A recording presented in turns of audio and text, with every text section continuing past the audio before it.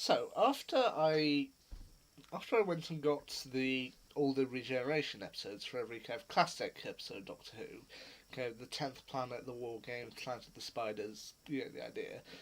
Once I've gotten all those, I then thought to myself, where exactly do I go from here? Because there's a lot of classic Who to kind of go through. There's a lot of different ways you can go, but I was just thinking, okay, I've done my thing now. I've got the regeneration episodes. Which ones do I get next? But I eventually decided just dive right in, and I got two new ones. One of which I recently watched, one of which I'm going to watch, and I may upload a review of it sometime in the future. But the latest classical episode that I got, the Three Doctors from 1972 and 1973. I possibly got this one because I personally love kind of multi-doctor stories or multi-doctor media. I mean, I just love the idea of kind of seeing the Doctor kind of meet previous versions of himself and not getting on, because there have been like three in recent years for New Who fans at least. There was the Children Need mini episode in 2007, in which David Tennant's Doctor ran into Peter Davison's, which was pretty funny. There was, of course, The Day of the Doctor, when Matt Smith's Doctor met David Tennant's and also John Hurt's Doctors, before having the massive kind of scene of all of his previous selves and one future version saving Gallifrey, and of course Peter Capaldi's Regeneration episode in 2017 with Twice Upon a Time. So yeah, I love multi-doctor stories, and this one I think was the first one. I mean, there may be again more stuff with Big Finish or something that comes before the Three Doctors, but for the time being, this was the first kind of big Doctor Who crossover event, and it was 1972, 1973. This one was kind of meant to be the 10th kind of anniversary of the show. Yeah, it had been going for 10 years, which was good.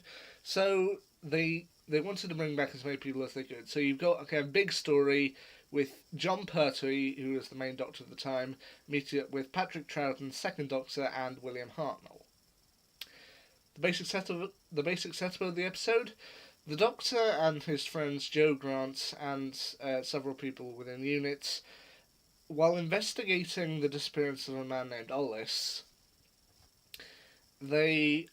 Unit HQ is surrounded by creatures called gel guards, effectively kind of sealing them in, and the Doctor eventually somehow, through help of the Time Lords, meets up with his well, not really old friend, previous self, played by Patrick Troughton. He explains that the Time Lords are just as much in trouble as they are, and he's been sent to help. Eventually they do meet up with William Hartnell's Doctor, although due to, I think, kind of medical and kind of physical demands of it, William Hartnell kind of only appears on a monitor. He appears in each episode of the Three Doctors, but he only kind of appears on screen, on a kind of panel, showing that he's kind of stuck somewhere, and which kind of for the time kind of made sense, as William Hartnell apparently was getting on a bit, so they kind of needed a way to integrate him into the story without that wouldn't be too physically demanding, which I can understand. Anyway, the big kind of villain of the piece is a rogue Time Lord named Omega, who was apparently one of the original people to help the Time Lords kind of discover time travel. And so it's ultimately up to the Doctor, Jo, and all versions of the Doctor and their friends to kind of figure out a way to kind of stop Omega and get back to Earth. What's interesting viewing this particular crossover is that it shows that although Classic Who kind of went on in the 60s, 70s, and 80s, New Who was actually taking quite a bit of inspiration from it. And even Classic Who itself took inspiration from it. I mean, for example, Jelly Babies, they became the kind of stereotypical snack mainly of the fourth Doctor, Tom Baker, who was yet to arrive. And he hadn't come yet. But clearly they had come up with the idea before. I mean, this was 1973, so it wouldn't be too long until John Pertwee exited the role and left it to Tom Baker. But kind of at one point in one of the parts, Patrick Troughton takes out of his coat a pack of Jelly Babies and offers them. So it's just, maybe they had that idea for a while that maybe the Doctor just likes Jelly Babies. But yeah, it was nice that they kind of worked that in later on. But also, New Who evidently took a lot of kind of good stuff from Doctor Who, or classic. Because, for example, the kind of whole setup of the entire thing is that Omega has kind of been trapped in an antimatter world, and he wants to kind of find a way for the Doctor to take his place so that he can return to the normal world. And it's kind of explained that to bring someone from a matter universe into the antimatter universe requires kind of like a big explosion will always happen. And I'm guessing that they must have kind of recycled that idea kind of later on, because with Jodie Whittaker's Doctor in the episode It Takes You Away, it's kind of explained that since the solid tract is of a different universe, it and the same universe can't exist together, because that would cause kind of major problems. So they've evidently recycled the idea later down the line. There's also a line that Ken Bones would later have in the episode The Day of the Doctor that I also kind of noticed here, which kind of seems appropriate, because in part 4, when they're all together and the first Doctor appears on the screen and they fill him in on everything, and the Brigadier just turns to Sergeant Benton and goes, "Who was that?" It's like, "Guess." Like, 3 of them.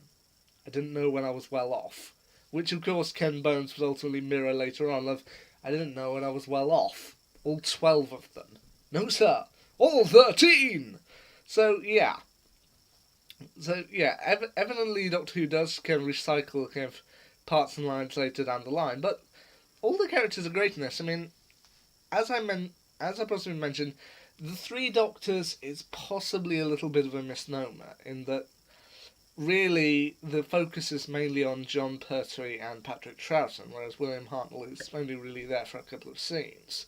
Which, okay, you can understand as he was getting on a bit, but yeah, I mean, I'm pretty sure that they wanted to get him involved, and I'm ultimately glad they did, because without him, this would probably feel a little bit incomplete. But yeah, most of the story does kind of revolve around the interaction between John Pertwee's Doctor and Patrick Troughton's, which is good to see, and they have good kind of chemistry with everyone on screen. I mean, you've got the Doctor's companion, Jo Grant, played by Katie Manning. You got the Brigadier Alistair Gordon Lethbridge Stewart, also known as the Brigadier.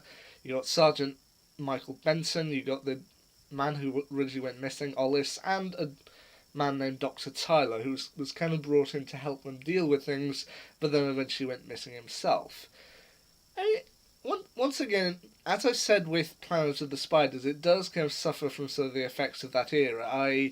There's a definite difference in between the kind of cameras used inside and the ones used outside, and sometimes you can see computer effects of kind of a small line just kind of all around the intended effect. But yeah, overall, this, for the first kind of multi-Doctor story, this I think was pretty good. Yeah, this felt appropriate for the 10-year anniversary of the show, and it does well.